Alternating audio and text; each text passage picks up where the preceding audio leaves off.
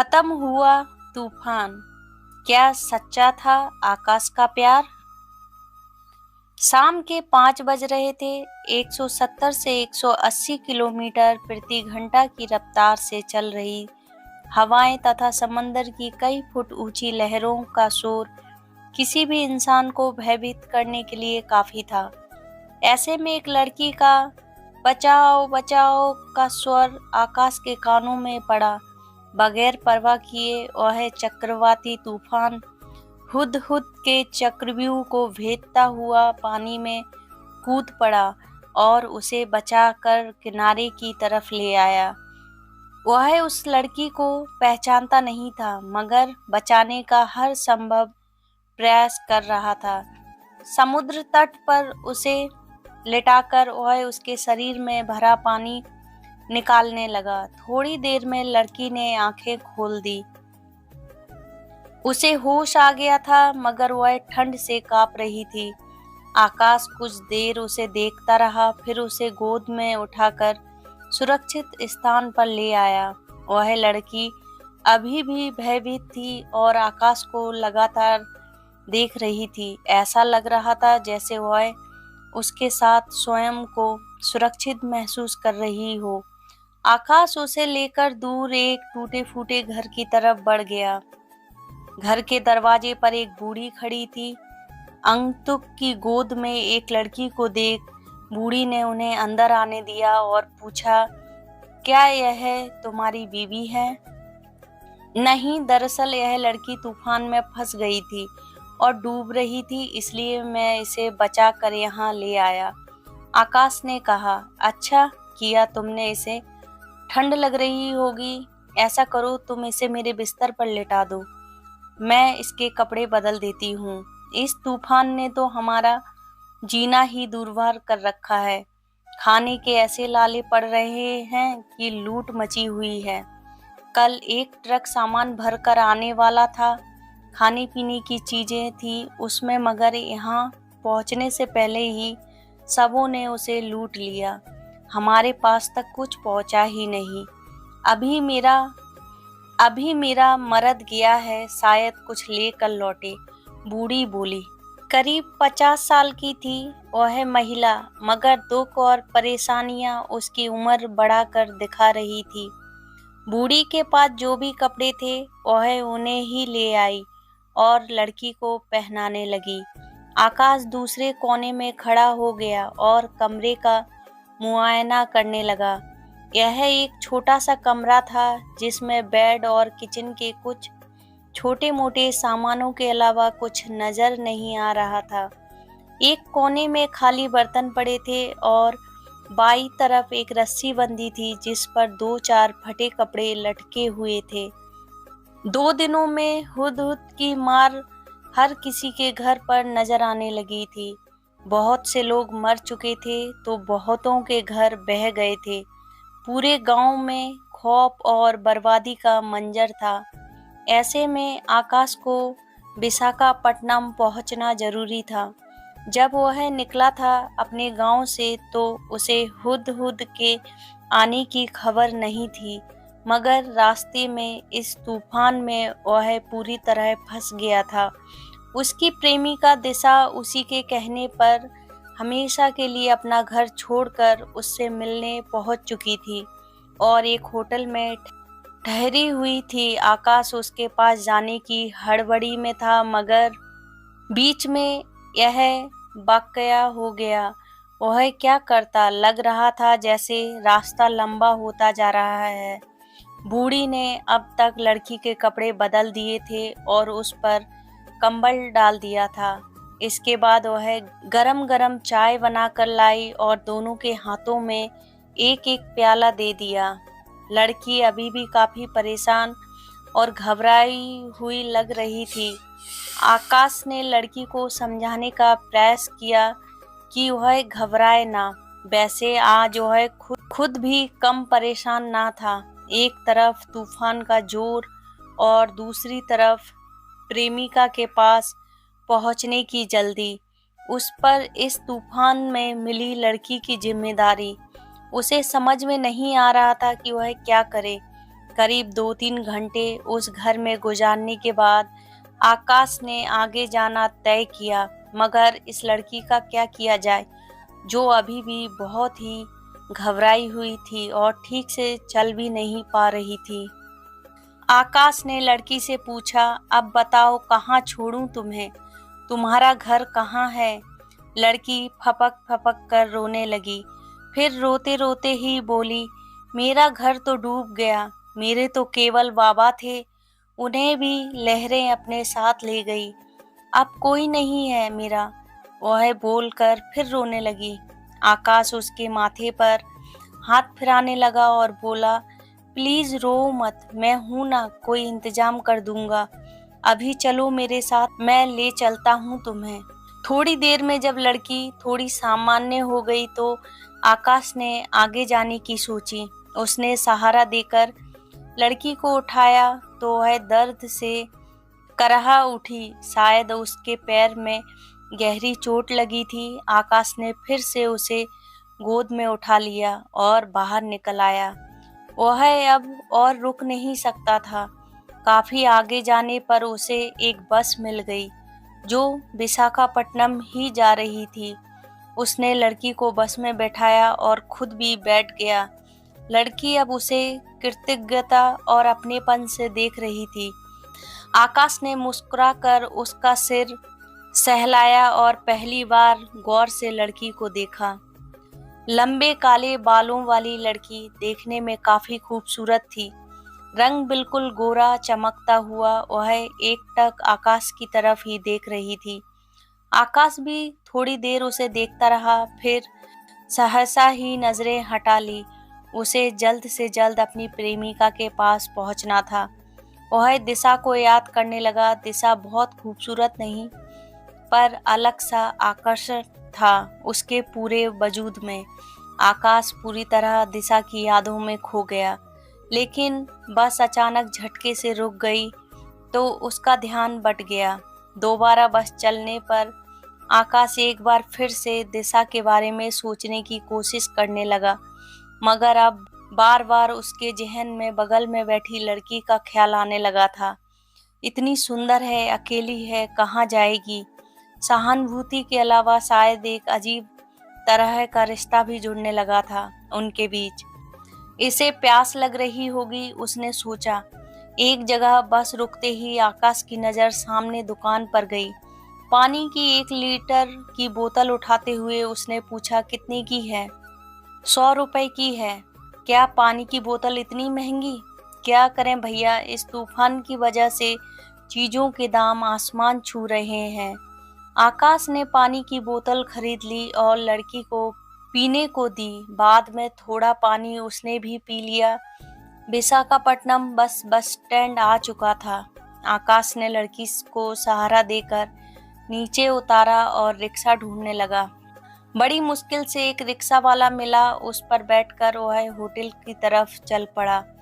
रास्ते में वह सोच रहा था कि इसे माँ के पास छोड़ दूंगा, गांव में सहारा मिल जाएगा बेचारी को, वरना इस अकेली लड़की को देख कोई इसके साथ क्या कर बैठे या कहाँ पहुँचा दे, कुछ कहा नहीं जा सकता। और फिर इसके बाबा भी नहीं रहे, घर भी बह गया। हुदहुद तूफान ने इस लड़की की जिंदगी सड़क पर लाकर खड़ी कर दी। उधर दिशा होटल में बैठी लगातार टीवी समाचार पर नजरें टिकाए बैठी थी, जिसमें आ रहा था चक्रवाती तूफान हुदहुद से प्रभावित आंध्र प्रदेश के तटीय क्षेत्रों का सर्वेक्षण करने और स्थिति का जायजा लेने प्रधानमंत्री विशाखापट्टनम पहुंचे। गौरतलब है कि इस चक्रवाती तूफान में 24 लोगों की जान गई है और यह तटीय आंध्र प्रदेश में अपने पीछे भारी तबाही के निशान छोड़ गया है। चक्रवात के कारण तबाही की दास्तां यह है कि सड़कों पर जड़ों के साथ उखड़े पेड़, बिजली के खंभे और तारें आदि पड़े हैं। चक्रवात के कारण जिले में 15 मौतें हो गई। स्थिति सामान्य करने के लिए संघर्ष जारी है। दिशा का मन वैसे भी घबरा रहा था। उस पर हुदहुद के समाचारों से परेशान होकर कई दफा आकाश को फोन कर चुकी थी, मगर उससे कोई संपर्क नहीं हो पा रहा था। तभी दरवाजे की घंटी बजी। वह दौड़ती हुई आई और दरवाजा खोला तो सामने खड़े आकाश को देखकर खुशी से उछल पड़ी। मगर यह क्या, बगल में एक संकुचाई सुंदर सी लड़की। आकाश ने उसका हाथ पकड़कर बेड पर बैठाया और फिर दिशा की तरफ मुखातिब हुआ। दिशा की आंखों में परेशानी साफ झलक रही थी। ना चाहते हुए भी उसके चेहरे पर शिकन की लकीरें आ गई थी। यह कौन है? उसकी निगाहों में यही प्रश्न था जिसे भांपते हुए आकाश ने उसे किनारे लाते हुए कहा, एक्चुअली यह सुनीता है। दरअसल यह तूफान में फंस गई थी। मैंने इसे बचाया। इसका घर बाबा सब तूफान में बह गए, इसलिए मुझे साथ लाना पड़ा। दिशा ने फिर लड़की की तरफ देखा तो उसके चेहरे पर शिकन और बढ़ गई। आकाश की ओर देखती हुई वह बोली, तुम दोनों पूरे रास्ते साथ थे? हाँ दिशा, मैं इसे अकेला नहीं छोड़ सकता था। यह घबराई हुई थी। दिशा आकाश का हाथ पकड़ती हुई बोली, इसे जाने दो। मुझे तो बस इस बात की खुशी है कि तुम सकुशल लौट आए। तुम्हें कुछ हुआ नहीं। सच बहुत डर गई थी मैं, कहती हुई वह आकाश के सीने से लग गई। आकाश ने प्यार से उसे बाहों में बांधा और बोला, रास्ते भर बस तुम्हारे बारे में ही सोचता रहा। मगर यह क्या? बोलते बोलते उसकी आवाज अटक गई। कहीं वह झूठ तो नहीं बोल रहा था, उसने सोचा। तभी वह लड़की वहीं बैठे बैठे बोल पड़ी, मुझे भूख लग रही है, कल से कुछ नहीं खाया, मैं अभी कुछ मंगवाता हूँ। कहते हुए आकाश ने दिशा का हाथ छोड़ दिया और आगे बढ़ा तो दिशा उस रोक कर बोली, तुम बैठो, मेरे पास खाने की कुछ चीजें पड़ी हैं, अभी ही मंगवाया था, उन्हें वही खिला देती हूँ। भूख तो तुम्हें भी लगी होगी ना, चलो हम दोनों बाहर जाकर कुछ खा लेते हैं। आकाश समझ रहा था कि दिशा उस लड़की के साथ कंफर्टेबल नहीं है। वह उसके साथ अकेले वक्त बिताना चाहती थी। उसे खुद भी उस लड़की की उपस्थिति अजीब लग रही थी। इतनी दूर से उसकी दिशा सिर्फ उसकी खातिर आई है और वह उसे लगा पा रहा है। चलो, आकाश उठकर खड़ा हो गया। दिशा ने खाने की चीजें लड़की के आगे रख दी और आकाश के साथ बाहर निकल आई। मैं तुम्हारी खातिर अपना कल छोड़ आई हूँ आकाश, सिर्फ तुम ही अब मेरा आज मेरा सब कुछ हो और मैं चाहती हूँ कि तुम भी मेरे बनकर रहो। दिशा आकाश की नजरों में झांक रही थी। वह उन आंखों में सिर्फ खुद को देखना चाहती थी। आकाश ने पलकें झुका ली। वह दिशा के मन की बेचैनी समझ सकता था। उसने दिशा का हाथ थाम कर कहा, ऐसा ही होगा। दिशा मुस्कुराई, पर उस मुस्कुराहट में शायद साफ नजर आ रहा था आकाश और दिशा खाते वक्त खामोश थे, पर दोनों के मन में तूफान मचा हुआ था। कहाँ पता था कि हुदहुद का यह तूफान उनके जीवन में भी तूफान ले आएगा। बहुत सुंदर है वह लड़की, अचानक दिशा बोल पड़ी। तो आकाश ने अजीब नजरों से उसकी तरफ देखा। दिशा का यह रवैया उसे नागवार गुजरा था। बस यूं ही कह रही हूँ, वह मुस्कुराई। मुझे तुम पर पूरा विश्वास है, पर आज क्या यह हमारे साथ ही रहेगी? हूँ, अब क्या करूँ बताओ। अकेला कैसे छोड़ दूँ इसे? मैं खुद परेशान हूँ। कहाँ हम अपनी जिंदगी के इतने कठिन मोड़ पर खड़े हैं और कहाँ यह लड़की इस हमारी जिंदगी में परेशानी बढ़ाने आ गई है। आगे के सब दिशा ने पूरे किए तो आकाश मुस्कुरा कर रह गया। चलो इसकी बातें छोड़ो, मैं इसे माँ के पास छोड़ आऊंगा। वह घर के काम में मदद कर दिया करेगी या अंकल के यहाँ छोड़ दूंगा। तुम यह सोचो कि अब आगे क्या करना है। अपने माँ बाप को मैं काफी हद तक सहमत कर चुका हूँ इस शादी के लिए। बस तुम्हें देख लेंगे, बाकी का ऐतराज भी जाता रहेगा। आकाश ने दिशा का मूड ठीक करने का प्रयास किया तो दिशा के चेहरे पर प्यार की लाली फैल गई। दोनों खा पी कर पुनः होटल लौट आए। वह लड़की अब काफी हद तक सामान्य हो चुकी थी। रात में दोनों लड़कियां बेड पर और आकाश सोफे पर सो गया। अचानक 3-4 बजे के करीब आकाश की आंखें खुली तो देखा कि वह लड़की उसके सोफे के कोने पर बैठी है और उठकर बाथरूम की तरफ जाने की कोशिश कर रही है, मगर पैरों में चोट की वजह से ठीक से उठ नहीं पा रही है। आकाश को उठा देख वह लाचार नजरों से उसकी तरफ देखती हुई बोली, मैं उधर जा रही थी तो चला नहीं गया।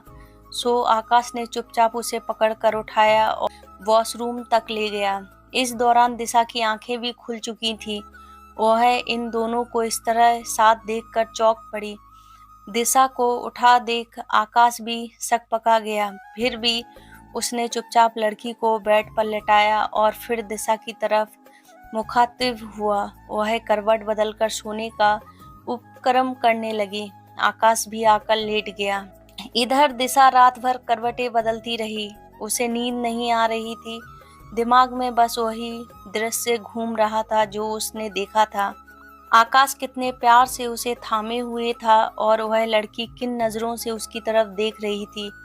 पहले भी उसने देखा है कि वह लड़की आकाश को वैसे ही नजरों से देखती है और फिर वह इतनी खूबसूरत है कि कोई भी पिघल जाए।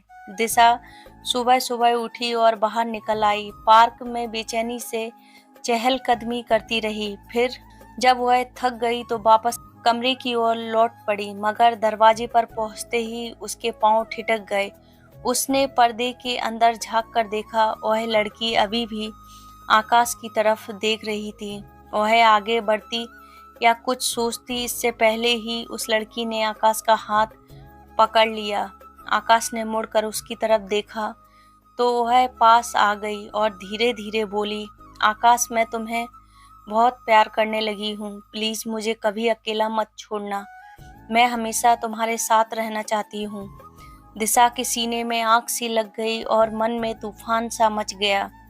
आकाश भी 2 पल के लिए निस्तर हो गया। दिशा को लगा कि अब अंदर जाकर उस लड़की बाल पकड़कर खींचती हुई बाहर ले आएगी। तभी लड़की का हाथ आहिस्ता से परे सरकाते हुए आकाश ने दृढ़ शब्दों में कहा, मैं दिशा से प्यार करता हूँ और सारी जिंदगी उसी का बनकर रहूंगा।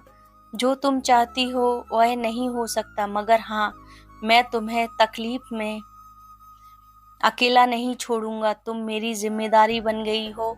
इस शहर में मेरे अंकल रहते हैं जो डॉक्टर हैं। उनकी कोई संतान नहीं है, वे वृद्ध हैं और उनकी वाइफ बीमार रहती हैं। तुम उनकी सेवा कर देना और वे तुम्हें बेटी की तरह प्यार देंगे। लड़की ने कुछ नहीं कहा, बस खामोश नजरों से आकाश की तरफ देखती रही। फिर धीरे से बोली, मुझे नहीं पता था कि आप दिशा से प्यार करते हैं। मुझसे बहुत बड़ी गलती हो गई शायद, मगर मैं कभी भी आपको भूल नहीं पाऊंगी। आप मुझे जहां भेजना चाहते हैं भेज दें। मुझे पूरा विश्वास है आप पर। कहकर वह खामोश हो गई। इधर दरवाजे पर खड़ी दिशा के लिए अपने आंसुओं को रोक पाना कठिन हो रहा था। वह रोती हुई पार्क की तरफ भाग गई ताकि अपने मन में उठ रहे तूफान पर काबू पा सके। मन के गलियारों में उमड़ता घुमड़ता यह तूफान अब थमता जा रहा था। उसे ऐसा लग रहा था जैसे उसके मन में उठी बेचैन लहरें धीरे धीरे शांत होती जा रही हैं। हुदहुद ने जो तूफान उसकी जिंदगी में उठाया था, उसे आकाश की वफा ने एक झटके में प्यार के रंगों से सराबोर कर दिया था। वह पूरी तरह इस तूफान के साए से मुक्त हो चुकी थी। आकाश के प्रति उसका प्रेम और भी गहरा हो गया था।